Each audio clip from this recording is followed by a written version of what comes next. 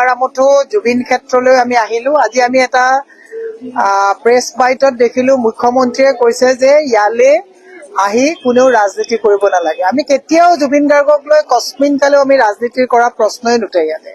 জুবিন গাৰ্গ কেৱল কংগ্ৰেছৰ নহয়, বিজেপিৰ নহয়, জুবিন গাৰ্গ 3,60,00,000 মানুহৰ হিয়াত জুবিন গাৰ্গ আছে।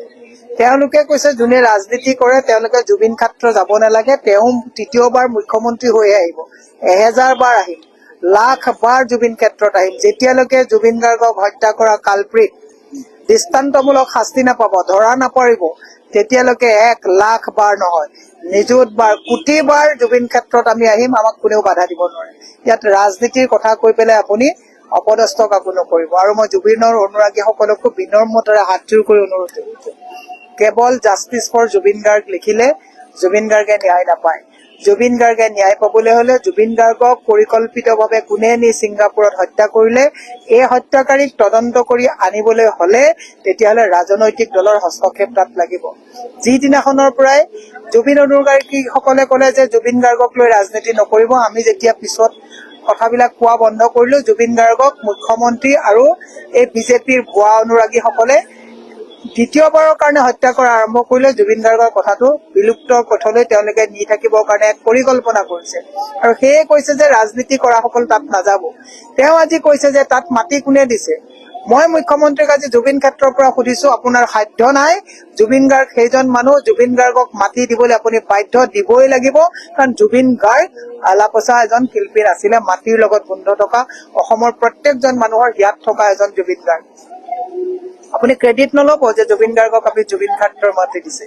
জুবিন গাৰ্গৰ অধিকাৰ এইখিনি। জুবিন গাৰ্গক লক্ষ লক্ষ মানুহে সংগ দিছে আৰু আপুনি উপায়ন্তৰ হৈ আপুনি মাটি দিবলৈ বাধ্য হৈছে। আপুনি কৈছে মই বাৰে বাৰে কৈছো, আপুনি বাৰে বাৰে নহয়, আহি থাকক, আপোনাক আহিবলৈও আমি মানা কৰা নাই, সকলো আহক। জুবিন ক্ষেত্ৰত সকলোৰে অধিকাৰ আছে, কিন্তু যি পৰ্যন্ত জুবিন গাৰ্গক পৰিকল্পিতভাৱে ছিংগাপুৰত নি পানীত ডুবাই হত্যা কৰা হল, যি পৰ্যন্ত সেই ষড়যন্ত্ৰকাৰীক আমি উলিয়াব নোৱাৰিম, তেতিয়ালৈকে জুবিন ক্ষেত্ৰত 100 বাৰ নহয়, লাখ বাৰ নহয়, কোটি বাৰ আমি আহি থাকিম, আমাক কোনেও বাধা দিব নোৱাৰিব। সেয়েহে অসমৰ ৰাইজক কৈছো, জুবিন গাৰ্গক লৈ ৰাজনীতি কোনেও কৰা উচিত নহয় আৰু জুবিন ক্ষেত্ৰত সকলো আহক। জুবিন গাৰ্গক জীয়াই ৰাখিবৰ কাৰণে মুখ্যমন্ত্ৰীৰ প্ৰৰোচনাত ভৰি নিদিবৰ কাৰণে সকলোকে আহ্বান জনাইছো। জয় জুবিন গাৰ্গ। শদিয়াৰ পৰা ধুবুৰীলৈ, বৰাকৰ পৰা ব্ৰহ্মপুত্ৰলৈ সকলোৰে মাজত চিনাকি এটা নাম প্ৰাতঃ টাইম।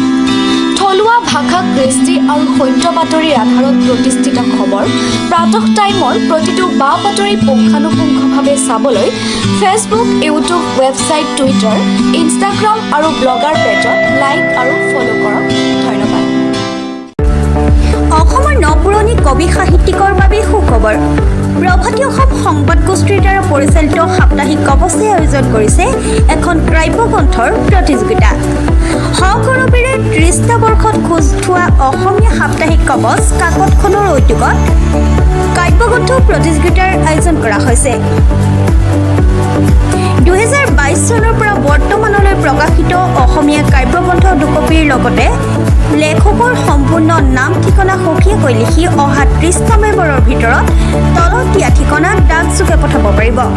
আমাৰ ঠিকনা সাপ্তাহিক কবচ, প্ৰভাতী অসম সংবাদ গোষ্ঠী, বিজয়নগৰ ডাকঘৰৰ সমীপত, কলিতা মাৰ্কেট, 3য় মহলা, জিলা কামৰূপ অসম 781122।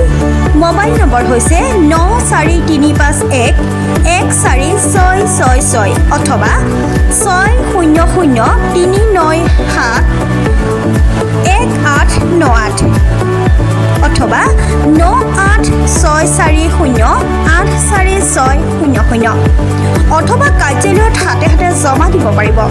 এই প্ৰতিযোগিতাত বয়সৰ কোনো সীমা নাই। অহা জানুৱাৰী মাহত ফলাফল ঘোষণা কৰাৰ লগতে বঁটাসমূহ বিতৰণ কৰা হ'ব। সকলো প্ৰতিযোগীকে মানপত্ৰ প্ৰদান কৰা হ'ব।